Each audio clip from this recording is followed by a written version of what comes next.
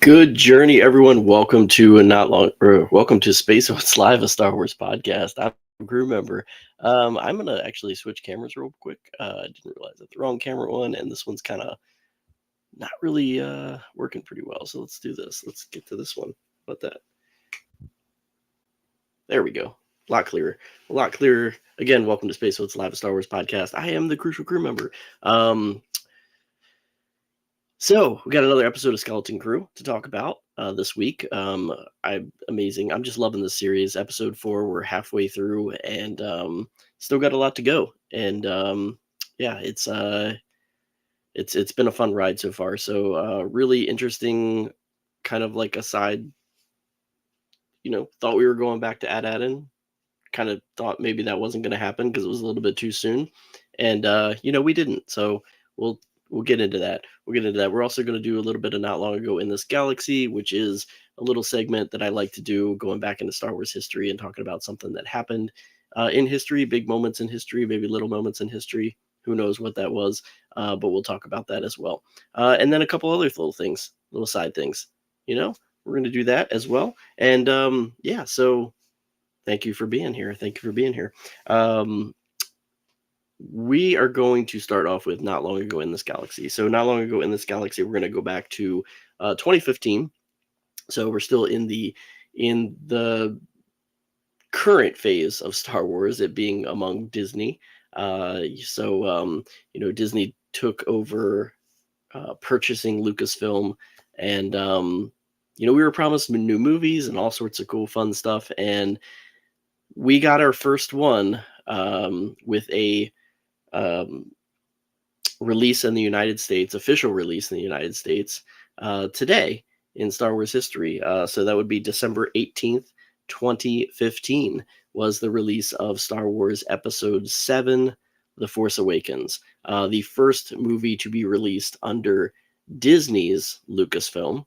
And there's like 3 groups of fans, which, makes sense.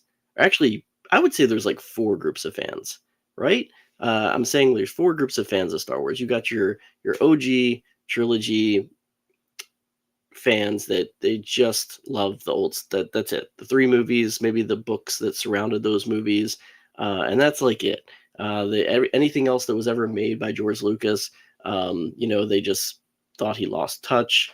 Also just don't like anything about like what Disney's been doing to it, and just pretty much trash everything. Which I think those individuals get listened to a little bit too much. Then you have the prequel trilogy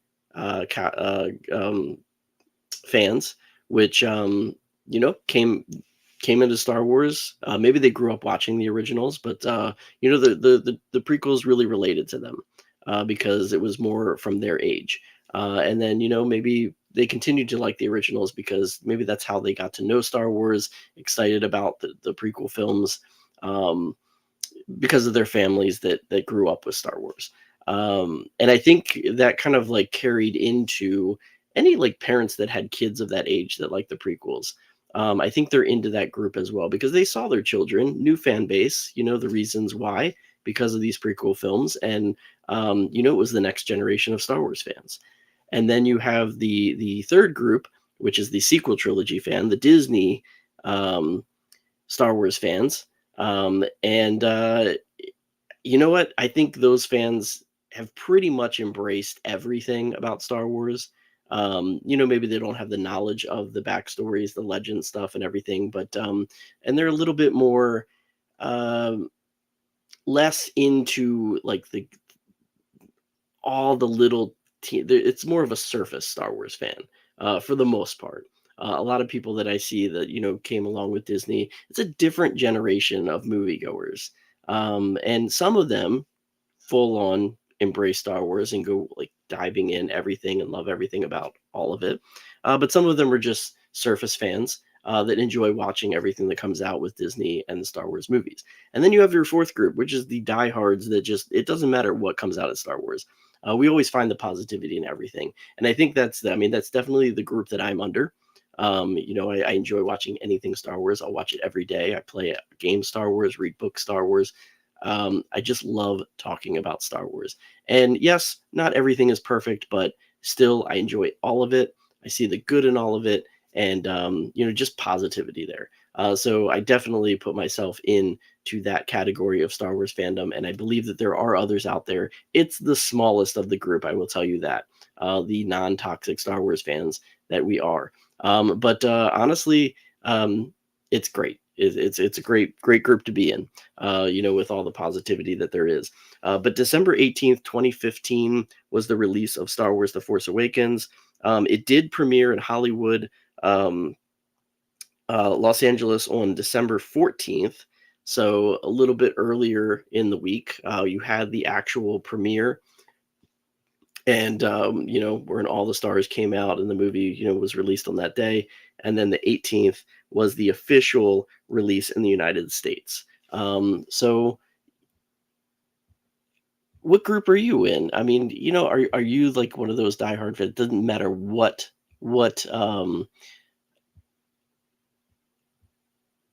movie it is. I had a picture. I was gonna like have this up. I don't know where it went. One of my favorite scenes, obviously, was on Jakku. There it is. There it is.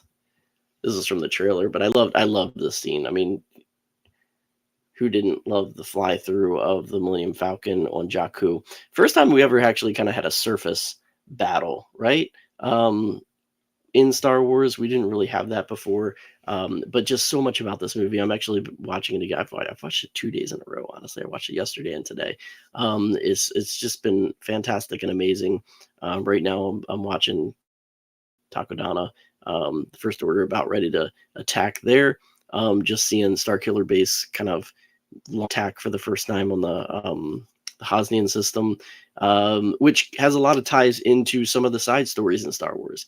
If you're familiar with Resistance, the cartoon, um, which also ties into Ahsoka a little bit. If you know some of the side characters there, and the senators from that system, and who were the offspring of some of those senators, you would know a lot about those characters and how they kind of tie together. There is some connections. There's always really cool little connections here and there throughout Star Wars that I love. And Skeleton Crew is making those ties as well. And can't wait to see like the bigger picture of how that all ties together. But Maz, one of my favorite characters. I mean, I named my cat after Maz. Can you be any more clear? I have their statue actually right behind me there, um, from the Maz Kanata's castle. Love that statue. Bought that at Disney a couple years back, and just a fantastic. J.J. Abrams did a fantastic job with kind of keeping a rebirth of Star Wars, bringing some new in, keeping a little bit of nostalgic of the story of George Lucas, how he tells the story. It did have a lot of mimicry in the way the story was told, with how like A New Hope was, and also how Phantom Menace was as well. But then also, kind of having this new story that was being told, still using a lot of practical effects, but also a lot of CG. A lot of fans love that he went back and used on set filming with a lot of practical effects, puppetry, and costumes rather than going with CG on a lot of things. And who couldn't love BB-8? A new droid, totally new technology, and I mean, look what the fans have done, creating, BB units that actually work, working models, and just so many of them. Was just is just so much to see. It so enjoyable to see at the conventions when we go to them. So, but yeah, just a fantastic film. I love everything about The Force Awakens. I thought it was a great rebirth of Star Wars under Disney, and the sequel trilogy grows on me every time I watch it, honestly. It does feel a little bit more disconnected than so many of the others, of the Star Wars movies, as a trilogy. I don't think that's really a fault of each director on its own. I think that it was more of a fault of development and having different people in control. I think it should have just been one director all the way through, one writer all the way through, to be a little bit more cohesive. But hindsight, it honestly, I think it did well. I think it did well. I think it told a great story from beginning to end with the sequel trilogy. I hope we continue on with some of the characters in the future and get to see Daisy Ridley come back as Ray. I know that there's been some ups and downs with that one, but I would love to see these characters get expanded on, their stories expanded on, and get to continue in those journeys, maybe years down the road.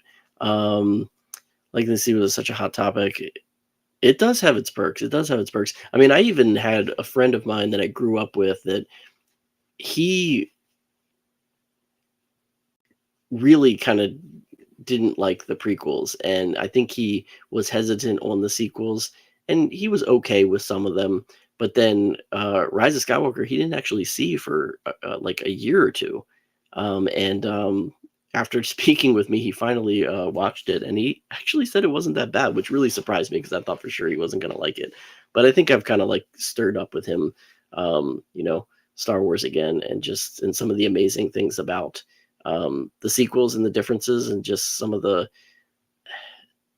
scenes are just amazing. I mean, the X-wings, I'm just watching just skim across the surface of the water on Takodana, and just there's certain scenes that I would just love to see almost become a movie themselves. I would love to see more dogfighting with X-wings and ties, a whole movie based on that. That would be my version of Rogue Squadron if it would ever to come to place. Who knows? Maybe that's what Disney is kind of finding out with like Top Gun and the fandom with that. Maybe they will make a movie like Top Gun, but with X-wings. That would be an amazing, amazing film to be able to see. But yeah, so that is here not long ago in this galaxy today. The Force Awakens premiering in the U.S. Officially across the U.S. December 18th, 2015. I definitely was there watching that midnight showing, as well as going back again another showing the next day. So here's to that. Love going to Star Wars premieres. When will be that next one? I guess Mandalorian Grogu really is going to be the official next release, really. So, which I'm a little worried about. I don't really think you dressed up as Kylo Ren at the premiere. I didn't dress up. I don't usually dress up at premieres, but that's pretty cool. I do like seeing people dress up as as characters. Definitely not five for first approvable. It's a tough costume. There are some out there that are really good though. So let's kind of get into Skeleton Crew, but not get into Skeleton Crew a little bit. Just want to say, if you didn't know or if you weren't aware, Jude Law, who is in the Skeleton Crew, so we know his character. Under the release, his character is Jad Na Nawood. That's who he introduces himself to the kids as when he meets them in episode 2. But we also saw him in episode 1 as Captain Tyvo, who was the pirate captain before, not getting the treasure that they wanted in that first scene of episode 1. And then we, in episode 3, found out he went by another alias, that of Crimson Jack. Crimson Jack has had a little bit of history in that name with some of the Legends series, as well as in Halcyon canon, House of Canon, as the pirate who boarded the Halcyon Star Cruiser not long before the actual 275th anniversary cruise that people would have taken if they would have voyaged on the Halcyon when it was a thing. So yeah, the Crimson Jack, is that kind of really his name? Did he just kind of assume that name? If he did assume that name, it really wasn't assuming the name from the Crimson Jack that was on the Halcyon because the events of Skeleton Crew take place before the events of the Halcyon. So a lot of fans out there have said something like, maybe it's a Dread Pirate Roberts thing, like the Princess Bride, where it's a name that keeps going within the pirate community, and the name carries on, but the person changes behind the name. So maybe that's a thing. That would be a cool story. I'd be fine with that. He does look a lot different than the Crimson Jack that was in the past Legends, and then also with Halcyon, or with Halcyon Canon. Um, So yeah, because that Captain Jack had, or Crimson Jack had, red hair, beard, all that good stuff. Which Jude Law's character John Nodwood does not clearly have that look. But nonetheless, Jude Law, because that's really the reason why I brought this up, was honored this um, past Thursday, so a week ago almost, tomorrow, with his unveiling of his star on the Hollywood Walk of Fame. So Jude Law has been one of those kind of underrated actors, honestly, I feel. He is excellent in almost every movie I've seen him in. I can't really even think of a bad movie that he's been in. I always enjoy his acting. He's been in some movies that really didn't get a lot of notoriety, or maybe just didn't have the approval of a lot of people that saw those movies, as far as, maybe they weren't that great, things like that. But some of them I think were very underrated performances. One of them being is I love AI. I know a lot of people don't like that movie, but I thought it was fantastic. And Jude Law was in a very big portion of that, kind of like in the second act of that movie, which yeah, he played an android, which was really cool.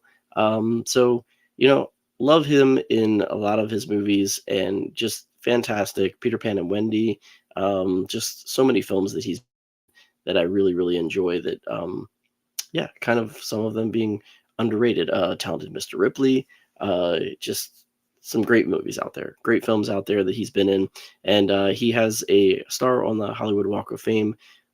So he is the 2,798th star on the Los Angeles landmark, and he joins fellow Star Wars stars such as Mark Hamill, Carrie Fisher, Harrison Ford, Ewan McGregor, and the Mandalorian creator Jon Favreau, who are the other Star Wars connected um, Walk of Fame honorees. So and there's names there that are Star Wars actors that I'm very surprised that don't have a Hollywood star, a star on the Hollywood Walk of Fame. I'm actually surprised that George Lucas doesn't have one, honestly. I'm also very surprised that James Earl Jones does not have one. Two actors, very much so, that have just, even outside of Star Wars, have just made tremendous impact on the movie industry, yet they don't have stars. Now, of course, James Earl Jones, if that ever happens, it'll be post humously, but because sadly he passed away recently. But I would just love to see some of these other people that have done tremendous works within Hollywood, that have done amazing things and have not yet received that star yet. So pretty amazing that has not happened for some of these people. But yeah, Jude Law got his star. So since we're talking about Jude Law, and since we are now talking about Skeleton Crew, let's go ahead and dive in a little bit. I have to honestly say that I've gone back. I had to almost immediately go back and watch the first 3 episodes after watching this week's episode, because so much was revealed that I wanted to go back and kind of start from the beginning with some of the twists and turns of the characters, just to see how they've acted up to this point. And also, now that we have seen another one of the lost planets, which is at Akron, I wanted to go back to the beginning and look at Attin and see the similarities and the differences. um, and see if I picked up on anything different now that we kind of have an idea a little bit of maybe who's behind or who is the supervisor of Attin. But just going back, I mean, honestly, seeing the differences between Ad Akron, Ad Attin being this on the outside, very peaceful, which you would always want it to be, serene, perfect society. Um, again, going back to those, I know that one of the big inspirations for Ad-Atin and the look and the feel of it was just kind of taking us back to like ET and the town and just the look and feel of the environments. That everything really could be very earthly. The housing community, the rural area, the urban area with the school system and the vehicles that almost look like cars, but they're not. They are hover vehicles in a sense, the bikes, so forth. Everything just looks very serene and peaceful, and very tangibly connected to an earthly society, something that we can connect with, something that we can um, almost imagine ourselves being there because it's really not too far off from what we see in everyday life, depending on where you might live. But I really do love the aesthetics of that town. Um, Another thing that kind of really made me start looking at was the ship, especially now that we kind of know the history of the ship and where the ship has come from, because it possibly is that the captain of the ship was the supervisor, who is now on Ad Aden. Now that we kind of understand that Ad Akron was almost like maybe even a predecessor, that was destroyed because it didn't work, or something happened where the people revolted, or maybe it got connected to the outside world, and people came in and there had to be kind of abandoned in that way. But we don't really know the full story of what happened on Ad Akron or any of the other um, seven worlds, because there was nine in total, seven worlds that existed but were destroyed. So now we know they technically weren't destroyed, which that was one thing that was kind of like not sitting well with me when they said that the eight of the nine worlds were destroyed and then Ad-Atin was lost. Um, I was thinking that they were blown up, but then I was thinking, well, how could that have been when really the Death Star was kind of like a one of a kind thing, and Alderaan was really the first planet that was blown up. So that question was answered. It wasn't really blown up; they were just lost. They were kind of like taken off the map because nobody wanted to go there because they were lost planets. Whatever, the star charts erased from existence. Who knows how that ever happened? But the galaxy is huge. Tens of thousands of world in the Star Wars galaxy. So one planet getting kind of lost and cut off from society of the galaxy is a very possible thing. So we do kind of get to maybe see where this spaceship, the Onyx Cinder, has come from, who was the captain of the Onyx Cinder, and why it was buried and lost on the planet of Ad-Aden, and nobody really knew about it because they didn't really want anybody to know the history of where the supervisor, who I'm thinking was the captain, came from. So, and then another thing is we haven't seen much of the pirates. The pirates have been gone for really one whole episode. It seems like a lot more, but one whole episode, the pirates have been gone. So do we see the pirates get into this mix again?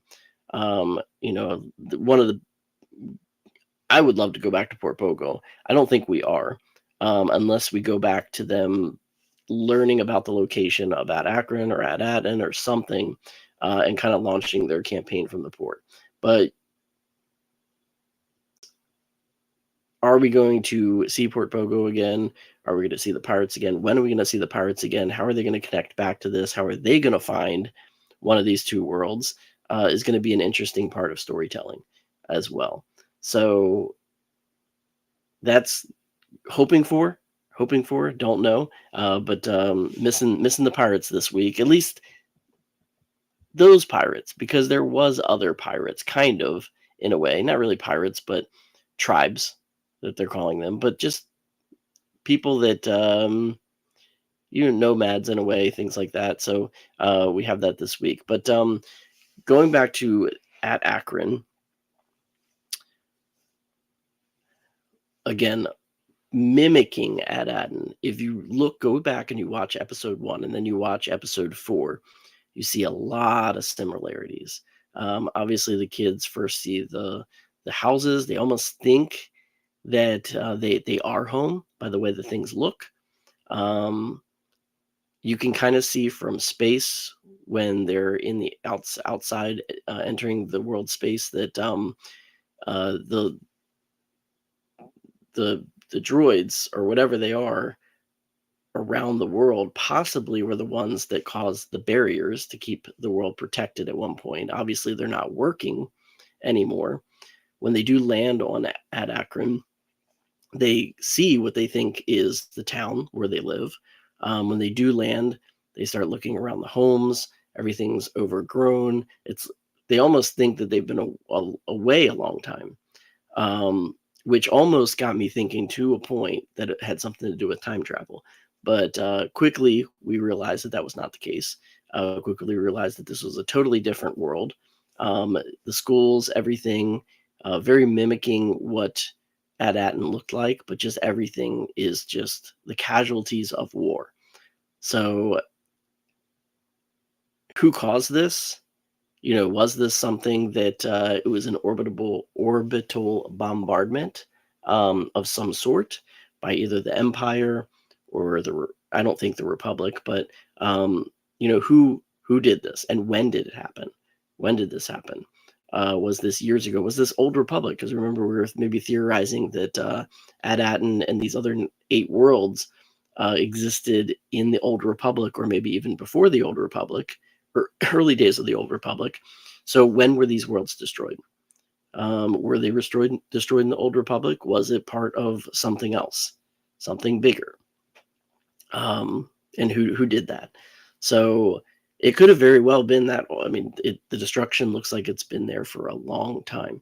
But then again, I think it would be a little bit worse if it was that long ago.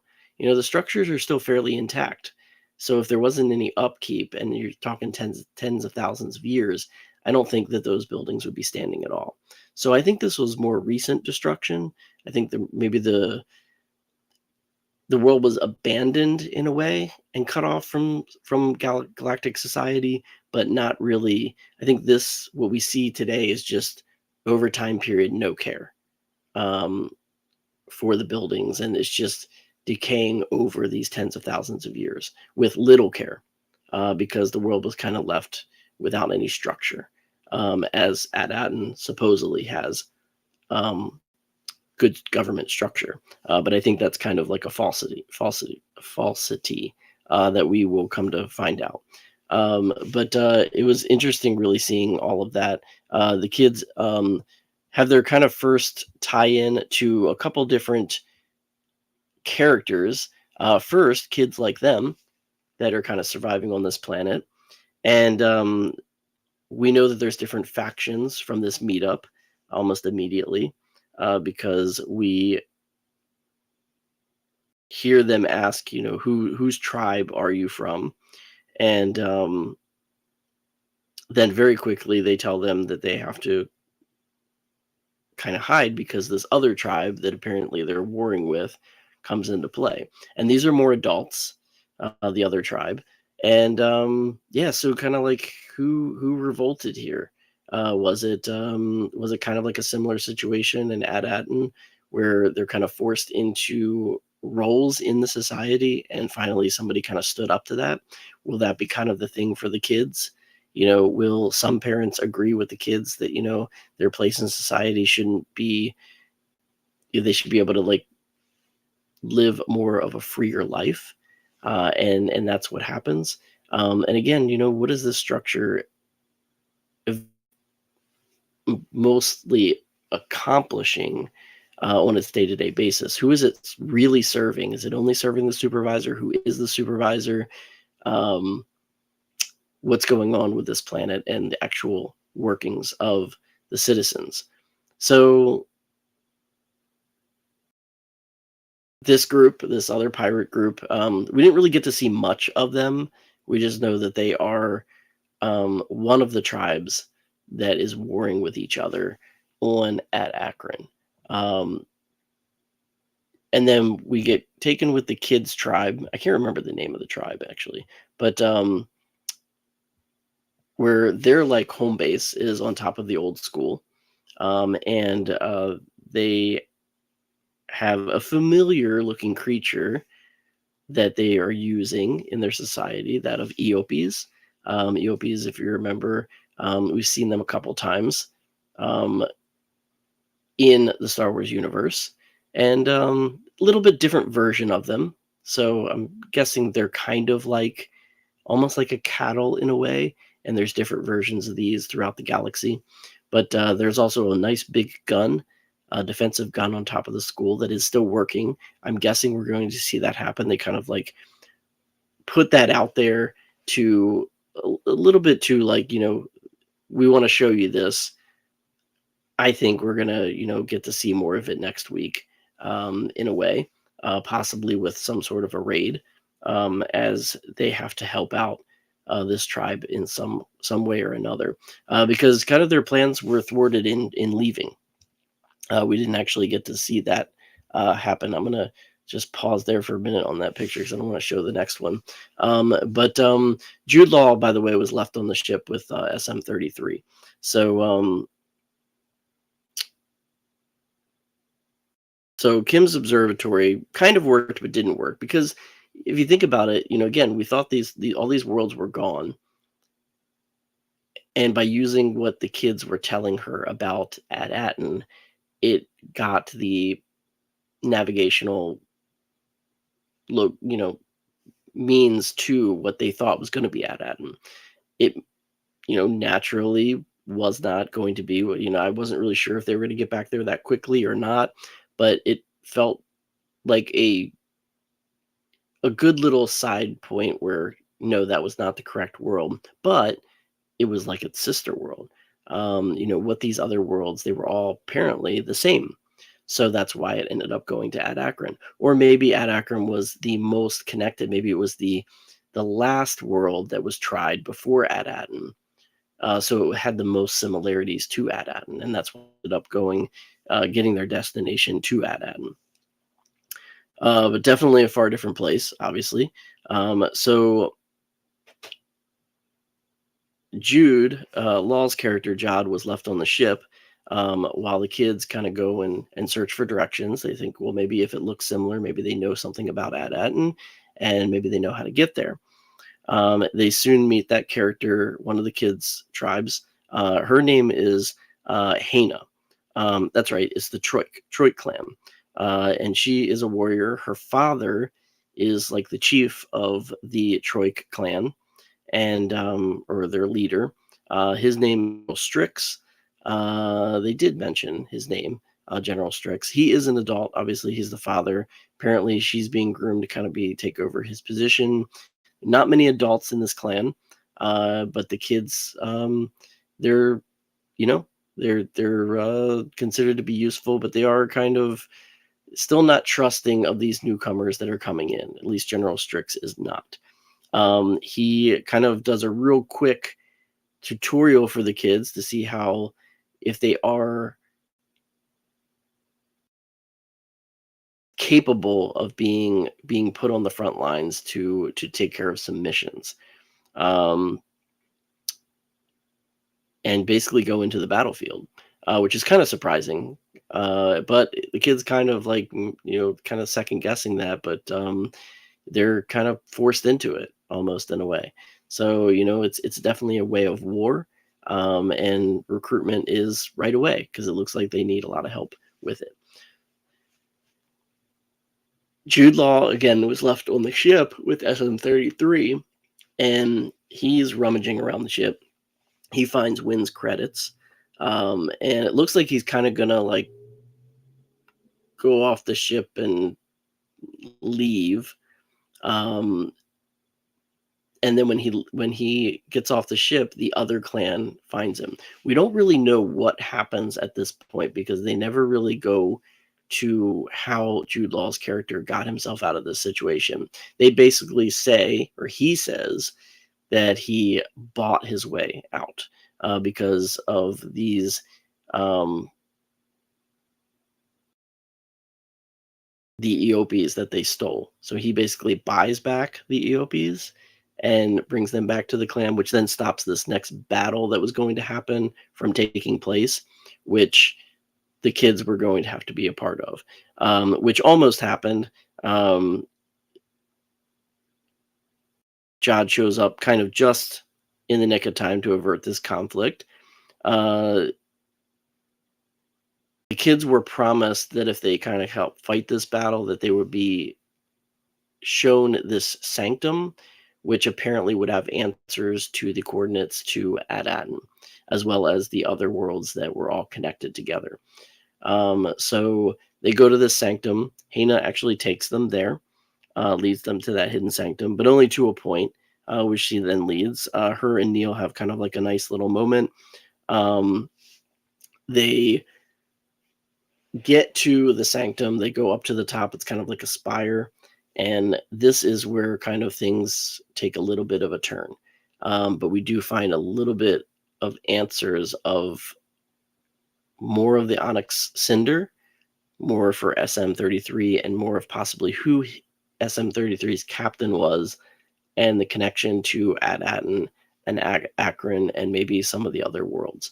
SM33 is already at the spire, the sanctum, which obviously he's kind of remembering who he really is.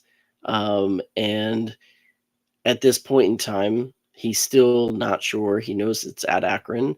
He's not really sure. Again, he keeps going back to saying can't seem to remember no at Attin, which we kind of come to realize that's a programming part that's kind of like to obscure what he really knows. Is kind of more of a brainwash in effect from his previous captain. So SM33's kind of has been shut down or wiped clean, at least overrided what his former memory was. So Fern, kind of like giving a call back to what she did in the first episode with her home droid, her house droid, and doing that command override, being that was her droid, the family droid, they can do command overrides because I guess the droids, are connected to them. So she basically, assuming the role of captain for SM33, the current role, does a command override on SM33 to basically remember his former memory that was wiped, to kind of override that back, which is interesting. But this kind of has a little bit of a glitch because in the event of that, SM33 from his former captain was basically commanded that if anyone ever found this sanctum and was looking for any of the other coordinates, that he was to destroy them. So so all that strange behavior that was unusual up until this point, we find out that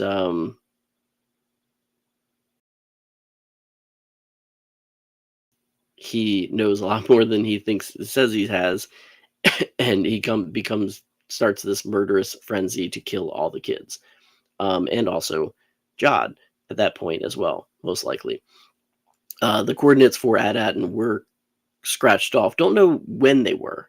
If this was something that SM33 did when he got there before the kids, or if this was something that the supervisor did before he left years ago. It did to me look kind of fresh as far as the scratch marks on that post. So I'm thinking that SM33 did it. Almost like that hint that somebody's there, and then we see SM33. But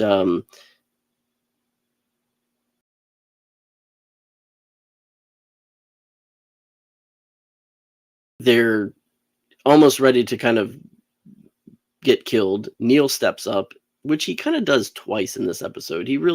Neil shines this episode. This is one of the reasons why I said that he's pretty much in the running for me for being the Skeleton Crew's most crucial crew member. Definitely this week, because he in the earlier episode where they're kind of training to fight, he takes a step back. He doesn't really want to do that. Instead, he kind of goes with Hana, and they kind of walk together, and they kind of have this talk about the differences between their worlds, the similarities but the differences. And Hana really kind of um, is on every word of Neil, kind of like almost dreaming about that type of society, as Neil is looking at what's around him and how they're living, and even offers her the opportunity to come back with them to Attin, to come live with them, but she declines. She does give little Neil a little kiss on the trunk right before they leave, but he steps up brave, um, kind of almost stepping forward into the fog where they don't really know if they're going to be facing the other clan. Uh, in the end, against SM-33, he distracts SM-33, to the point where almost he's sacrificing his life until Jod kind of jumps out of nowhere and hits that reset, or switch off of SM-33, and right before Neil kind of gets clobbered. Neil then faints, but great job with Neil. And just what a fantastic little. It's kind of where it ends, with them kind of waking up a little bit.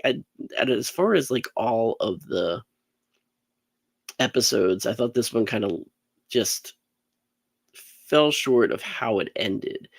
I think if I really almost wish that they would have just released both episodes, this week's and next week's back to back, because I think next week's is just going to be a continuation of them on Ad Akron, for the most part.